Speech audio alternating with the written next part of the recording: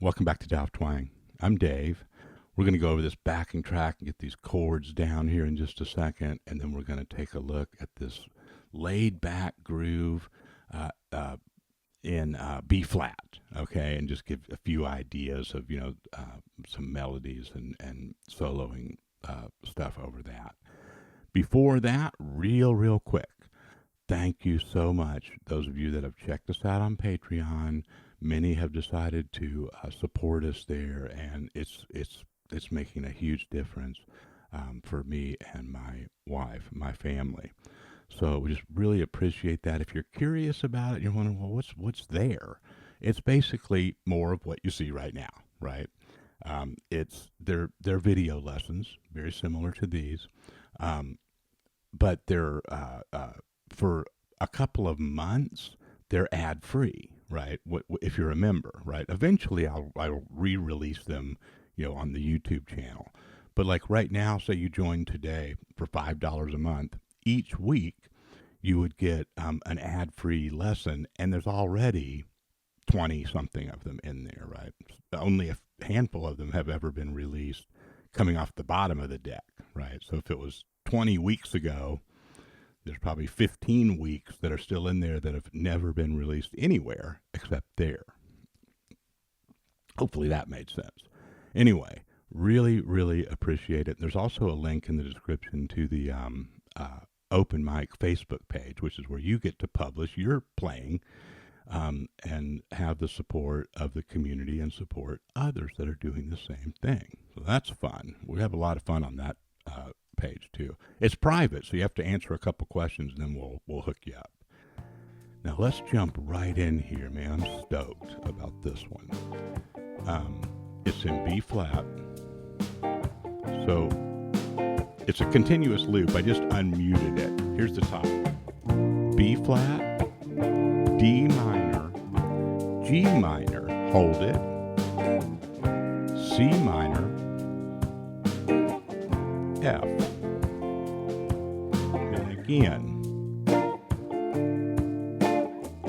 but then G7, D minor, E flat, F, and G.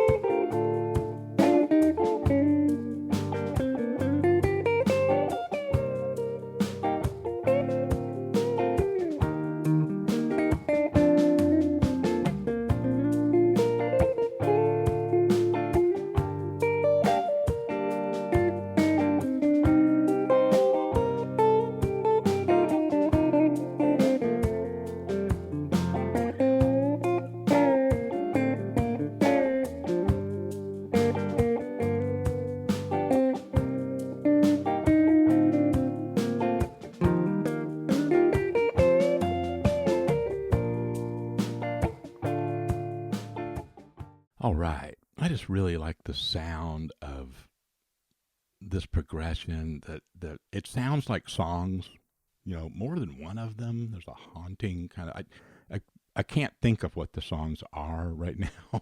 If you the more I do it, the more they kind of start to peak up in my, memory or recognition. But put some in the comments of the songs that this reminds you of.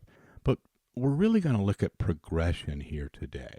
And then we're going to, talk a little bit about how, we can apply that to playing some single note stuff and some soloing.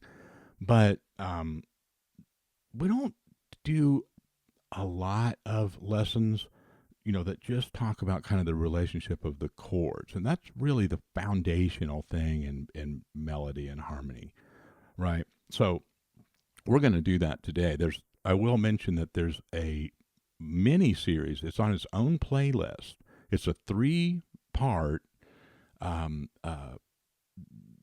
lesson series called Key Study in G. We're in B flat today, but that one really, goes into how you formulate and derive a family of chords from a major key and stuff in a more comprehensive way.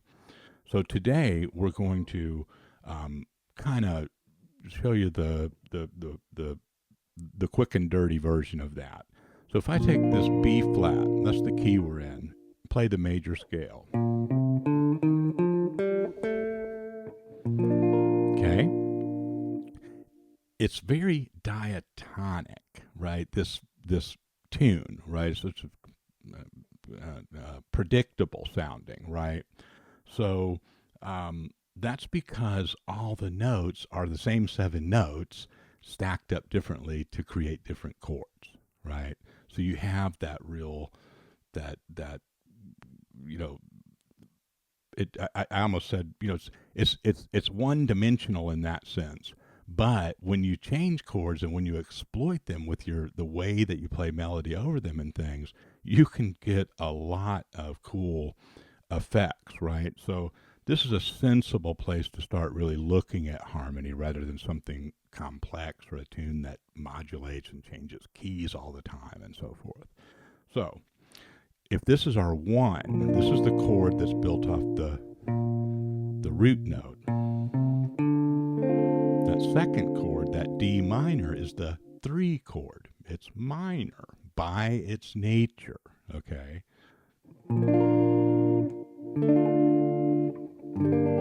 That's the 6th chord, also minor, okay? So right here we can look at our first kind of, relationship to what we might play over something like this, right? The B flat major scale, of course, right? As we just said, all of it's made. There's one little exception when it goes,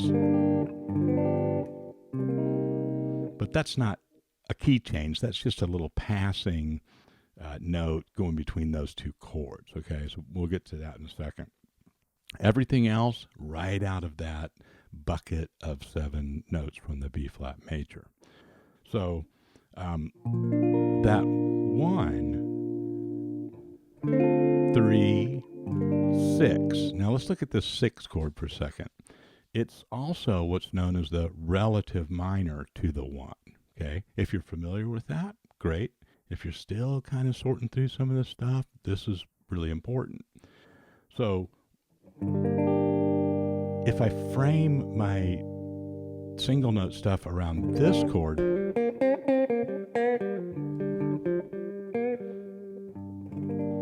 it's like a minor pentatonic sound, right?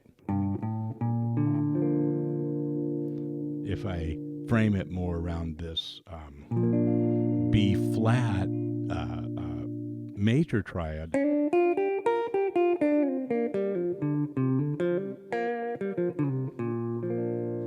see, it's the same notes, right?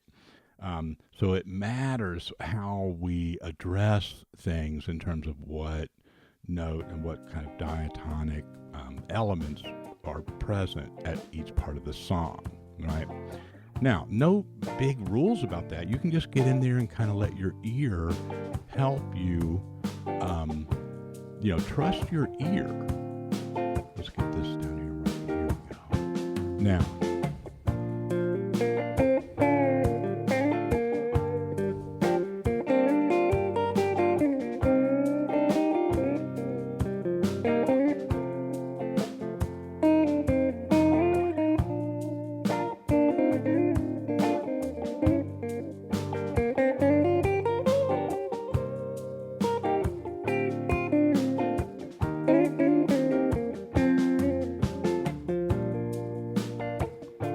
okay, so see what I did? I really let it mingle. I played it kind of like, it, but what happens is that the center, the tonal center, the gravity of different parts in that progression will lead you to that being sort of the central thing.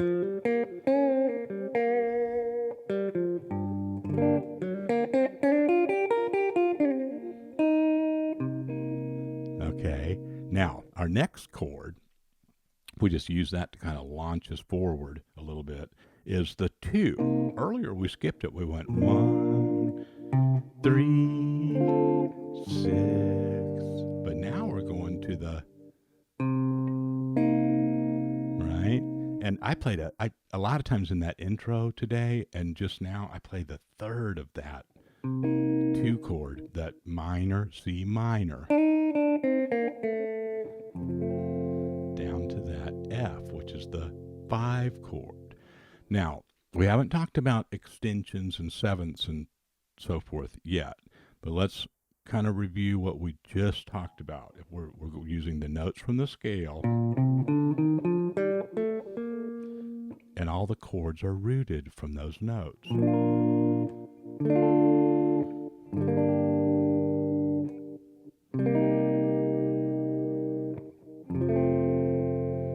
right. And, I featured the third and some more diatonics on.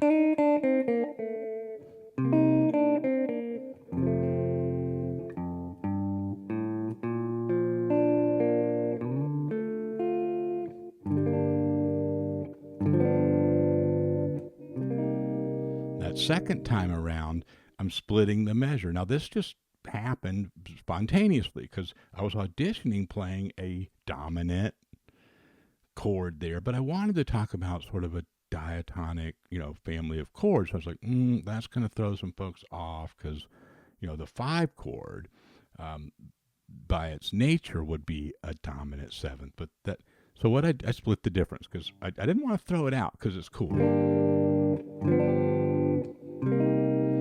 And if you notice, I'll put it on here. Now we'll have to wait for it to come around. But I can still play the minor pentatonic over that. I could also accent it by shifting out of that.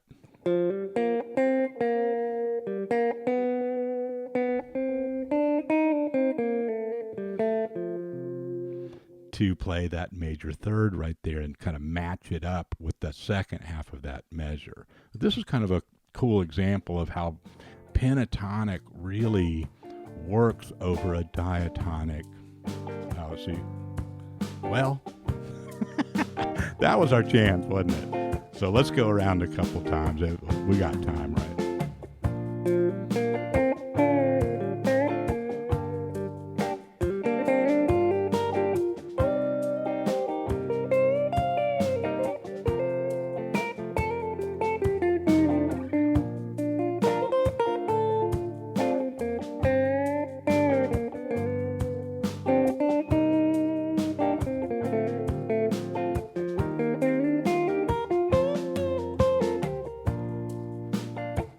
Okay, see, this is fun now.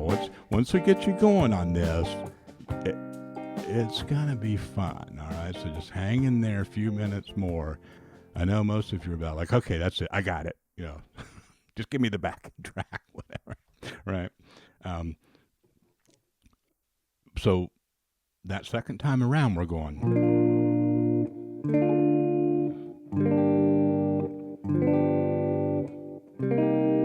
Keep walking up from the 2, 2, 3.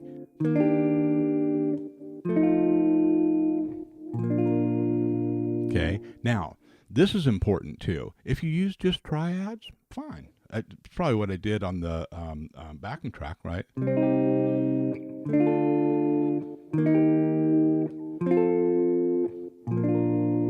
Okay. But if you were to extend those chords to include a 7th, you would need to have them sorted out properly, okay?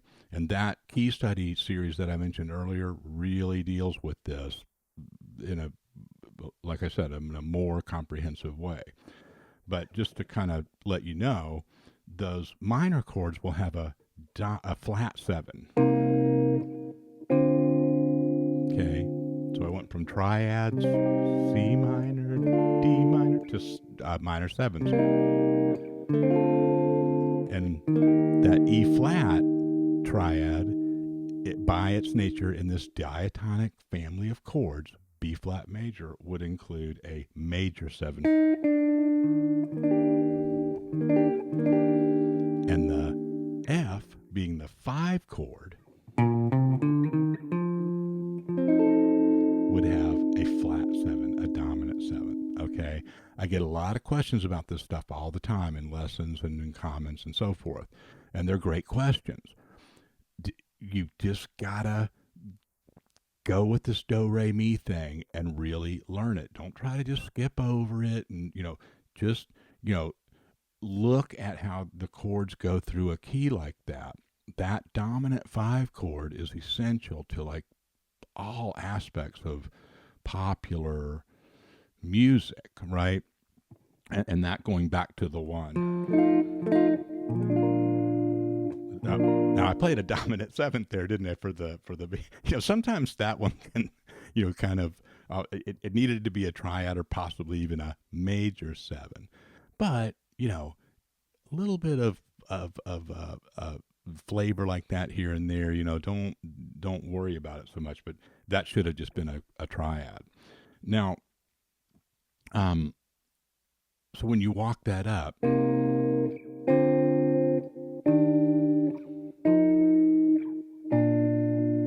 see, or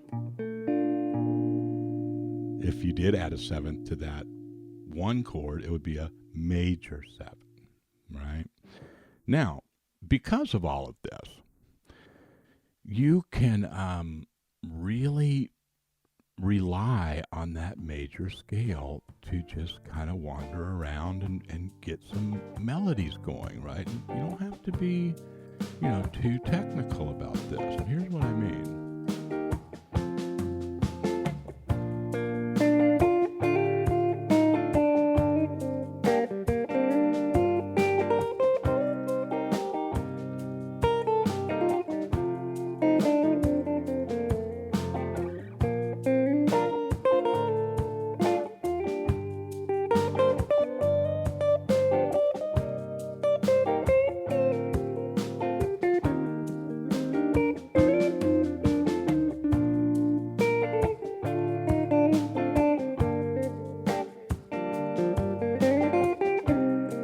Now some more pentatonic.